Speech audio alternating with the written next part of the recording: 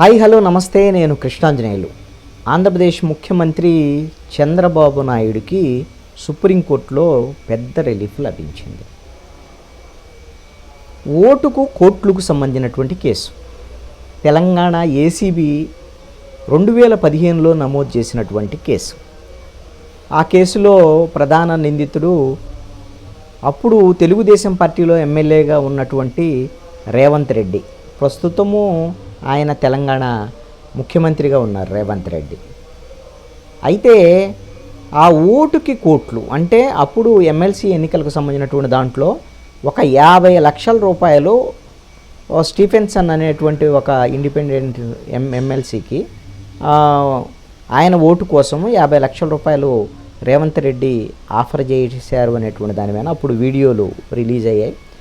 ఆ సమయంలో చంద్రబాబు నాయుడుతో ఫోన్లో మాట్లాడిచ్చారు రేవంత్ రెడ్డి.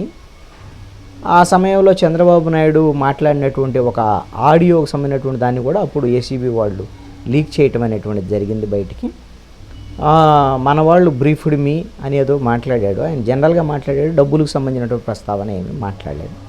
అయితే ఆ కేసు దర్యాప్తు జరగటము వ్యవహారం, ఆ కేసులో ఎక్కడా కూడా చంద్రబాబు నాయుడు నిందితుడిగా లేడు. అయితే ఇప్పుడు ఈ కేసులో సుప్రీంకోర్టు వరకు ఎందుకు వెళ్ళింది? సుప్రీంకోర్టులో చంద్రబాబు నాయుడుకి వచ్చిన రిలీఫ్ ఏమిటి అని అంటే, వైఎస్ఆర్ కాంగ్రెస్ పార్టీ నాయకుడు మంగళగిరి మాజీ ఎమ్మెల్యే, ఆయన మంగళగిరి ఎమ్మెల్యేగా ఉన్నప్పుడే చంద్రబాబు నాయుడిని ఈ కేసులో నిందితుడిగా చేర్చాలి, సిబిఐ విచారణ జరిపించాలి అనేటువంటి దాని మీద ఆళ్ల రామకృష్ణారెడ్డి ఒక పిటిషన్ వేశాడు. ఇది ఏసీబీ ప్రత్యేక న్యాయస్థానం తెలంగాణ ఆయన పిటిషన్ను స్వీకరించి మళ్ళీ విచారణ జరపండి అని చెప్పేసి ఇచ్చింది. మళ్ళీ దీంట్లో దర్యాప్తు జరపండి అనేటువంటి దాని మీద తెలంగాణ హైకోర్టుకు వెళ్ళినటువంటి నేపథ్యంలో తెలంగాణ హైకోర్టు దాన్ని కొట్టివేసింది. ఆ కొట్టివేసిన నేపథ్యంలో ఆళ్ల రామకృష్ణారెడ్డి రాజ్యాంగంలోని ఆర్టికల్ 32 ప్రకారంగా ఈయన సుప్రీంకోర్టును ఆశ్రయించారు. సుప్రీంకోర్టుకి వెళ్ళి ఇదే అంశాన్ని ఆయన కోరారు సుప్రీంకోర్టుని. ఏంటి అని అంటే, చంద్రబాబు నాయుడు ఈ కేసులో నేరుగా భాగస్వామిగా ఉన్నారు కాబట్టి ఆయన నిందితుడిగా చేర్చండి, సిబిఐ ఎంక్వైరీ చేయించండి, సిబిఐ విచారణ జరిపించండి, దీని దర్యాప్తు జరిపించండి అనేటువంటి దాని మీద. అయితే ఈ రోజున సుప్రీంకోర్టు చెప్పినటువంటి అంశం ఏమిటంటే, చాలా స్పష్టంగా ఈ విధమైనటువంటి మీరు రాజకీయ యుద్ధాలకి కోర్టుల్ని వేదికగా చేసుకోవద్దు, మీ రాజకీయ కక్ష సాధింపులకి ఇక్కడ కాదు, మీరు అవకాశం ఉంటే ఎన్నికల్లో పోటీ చేసి చేసుకోండి అనేటువంటి విషయాన్ని చాలా స్పష్టంగా చెప్పింది. ఆల్రెడీ తెలంగాణ హైకోర్టు ఇచ్చినటువంటి తీర్పుని తప్పుపట్టేటువంటి ఈ విషయం మా దగ్గర ఏం కనపడటం లేదు. తెలంగాణ ఇచ్చినటువంటి తీర్పు కరెక్ట్ అయినటువంటిది. అంటే ఈ కేసులో చంద్రబాబు నాయుడిని నిందితుడిగా చేర్చాలని కానీ సిబిఐ దర్యాప్తు జరపాలని కానీ అవసరం లేదు అనేటువంటి దాని మీద సుప్రీంకోర్టు తేల్చినటువంటి అంశము. Justice MM Sundaresh, justice Aravind కుమార్ల ధర్మాసనం ఈ విధంగా ఆళ్ల రామకృష్ణారెడ్డి వేసినటువంటి పిటిషన్ని కొట్టివేసింది.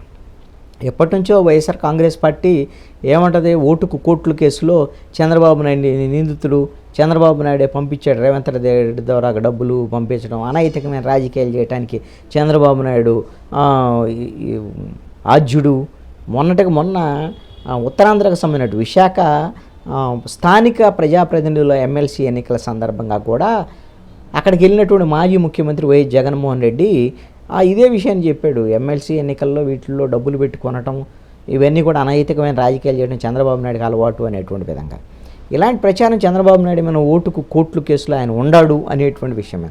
ఎక్కడా కూడా ఏసీబీ ఆయన్ని నిందితుడిగా చేర్చి ఉండలేదు, ఆయన పేరు కూడా నిందితుల దాంట్లో కూడా లేదు, ఎక్కడా లేదు.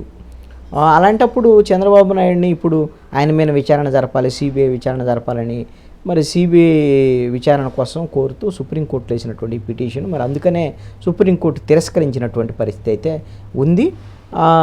కేవలం వైఎస్ఆర్ కాంగ్రెస్ పార్టీ ఇప్పటి వరకు చేసినటువంటి ఆరోపణ ఇంకానే ఇప్పుడు ఆళ్ల రామకృష్ణారెడ్డి మళ్ళీ అంటున్నారు, ఇప్పుడు ఈ తీర్పు వచ్చిన తర్వాత కూడా నేను మళ్ళీ సుప్రీంకోర్టు ధర్మాసనాన్ని మళ్ళీ నేను ఆశ్రయిస్తాను, ఇంతటితో వెనక్కి వెళ్ళేటువంటిది లేదు, ఇంకా నాకు అవకాశం ఉంది అనేటువంటి విధంగా మాట్లాడుతున్నారు. మరి సుప్రీంకోర్టు ఎంత స్పష్టంగా చెప్పిన తర్వాత నువ్వు ఈ కేసులో సాక్షివి కాదు, బాధితుడివి కాదు, మీరు రాజకీయంగా మీరు యుద్ధాలు చేసుకోవడానికి మా కోర్టు వేదిక ఇద్దా, ఎందుకు ఇలాంటి అనేటువంటి దాని మీద చెప్పింది సుప్రీంకోర్టు. మళ్ళీ ఆయన సుప్రీంకోర్టుకు వెళ్తానన్నాడు.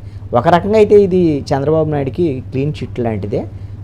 ఓటుకు కోట్లు కేసుకు సంబంధించినటువంటి దాని మీద ఆయన మీద ఆరోపణలు చేసేటువంటి వాళ్ళందరికీ ఇప్పుడు దాదాపుగా నోళ్లు మూతబడ్డాడు.